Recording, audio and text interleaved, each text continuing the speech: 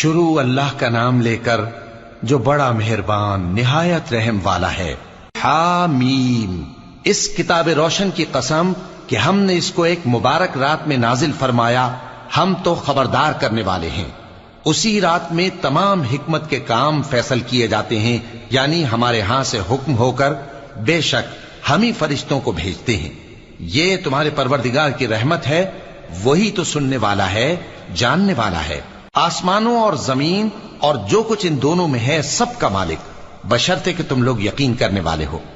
اس کے سوا کوئی معبود نہیں، وہی زندگی دیتا ہے اور وہی موت دیتا ہے، وہی تمہارا اور تمہارے پہلے باپ دادوں کا پروردگار ہے۔ لیکن یہ لوگ شک میں پڑے کھیل رہے ہیں، تو اس دن کا انتظار کرو کہ آسمان سے صاف دھواں نکلے گا جو لوگوں پر چھا جائے گا، یہ درد دینے والا عذاب ہے۔ اس وقت وہ کہیں گے کہ اے پروردگار، ہم سے اس عذاب کو دور کر، ہم ایمان لاتے ہیں۔ اس وقت ان کو نصیحت کہاں مفید ہوگی، جبکہ ان کے پاس پیغمبر آ چکے جو ہمارے احکام کھول کر بیان کر دیتے تھے۔ پھر انہوں نے ان سے منہ پھیر لیا اور کہنے لگے، یہ تو سکھایا پڑھایا ہوا ہے، دیوانہ ہے۔ ہم تو تھوڑے دنوں عذاب ٹال دیتے ہیں مگر تم پھر کفر کرنے لگتے ہو۔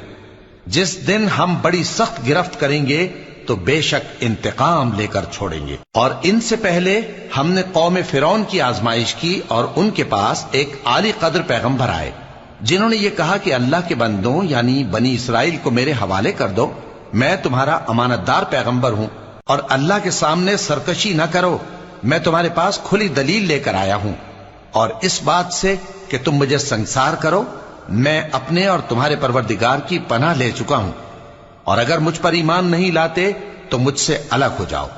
تب موسیٰ نے اپنے پروردگار سے دعا کی کہ یہ نافرمان لوگ ہیں۔ اللہ نے فرمایا کہ اچھا، میرے بندوں کو راتوں رات لے کر چلے جاؤ، اور فرعونی ضرور تمہارا تعاقب کریں گے، اور سمندر سے کہ ٹھہرا ہوا ہوگا پار ہو جانا، تمہارے بعد وہ پورا لشکر ڈبو دیا جائے گا۔ وہ لوگ بہت سے باغ اور چشمے چھوڑ گئے، اور کھیتیاں اور نفیس مکان اور آرام کی چیزیں جن میں وہ عیش کیا کرتے تھے۔ اسی طرح ہوا، اور ہم نے دوسرے لوگوں کو ان چیزوں کا مالک بنا دیا۔ پھر ان پر نہ تو آسمان اور زمین کو رونا آیا، اور نہ ان کو مہلت ہی دی گئی، اور ہم نے بنی اسرائیل کو ذلت کے عذاب سے نجات دی، یعنی فرعون سے۔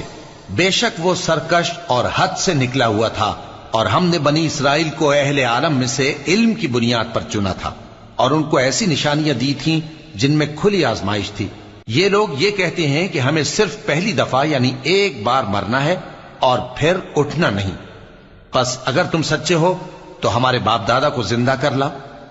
بھلا یہ اچھے ہیں یا تبا کی قوم اور وہ لوگ جو ان سے پہلے ہو چکے ہیں؟ ہم نے ان سب کو ہلاک کر دیا، بے شک وہ گناہگار تھے۔ اور ہم نے آسمانوں اور زمین کو اور جو کچھ ان میں ہے اس کو کھیل کے لیے نہیں بنایا، ان کو ہم نے تدبیر سے پیدا کیا ہے، لیکن اکثر لوگ نہیں جانتے۔ کچھ شک نہیں کہ فیصلے کا دن ان سب کے جی اٹھنے کا وقت ہے، جس دن کوئی دوست کسی دوست کے کچھ کام نہ آئے گا، اور نہ ان کو مدد ملے گی مگر جس پر اللہ مہربانی کرے۔ بے شک وہی غالب ہے، بڑا مہربان ہے۔ بلا شبہ تھوہر کا درخت گناہگاروں کا کھانا ہوگا، جیسے پگھلا ہوا تانبا۔ وہ تھوہر پیٹوں میں اس طرح کھولے گا جس طرح گرم پانی کھولتا ہے۔ حکم دیا جائے گا کہ اس کو پکڑ لو اور کھینچتے ہوئے دوزخ کے بیچوں بیچ لے جاؤ، پھر اس کے سر پر کھولتا ہوا پانی انڈیل دو کہ عذاب پر عذاب ہو۔ اب مزہ چکھ، تو بڑی عزت والا اور سردار تھا۔ یہ وہی دوزخ ہے جس پر تم لوگ شک کیا کرتے تھے۔ بے شک پرہیزگار لوگ چین کے مقام میں ہوں گے، یعنی باغوں اور چشموں میں باریک اور دبیز ریشم کا لباس پہن کر ایک دوسرے کے سامنے بیٹھے ہوں گے۔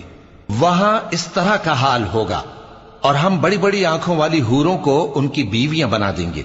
وہاں امن و اطمینان سے ہر قسم کے میوے منگائیں گے اور کھائیں گے، اور پہلی دفعہ کے مرنے کے علاوہ موت کا مزہ پھر نہیں چکھیں گے، اور اللہ ان کو دوزخ کے عذاب سے بچا لے گا۔ یہ تمہارے پروردگار کا فضل ہے، یہی تو بڑی کامیابی ہے۔ ہم نے اس قرآن کو تمہاری زبان میں آسان کر دیا ہے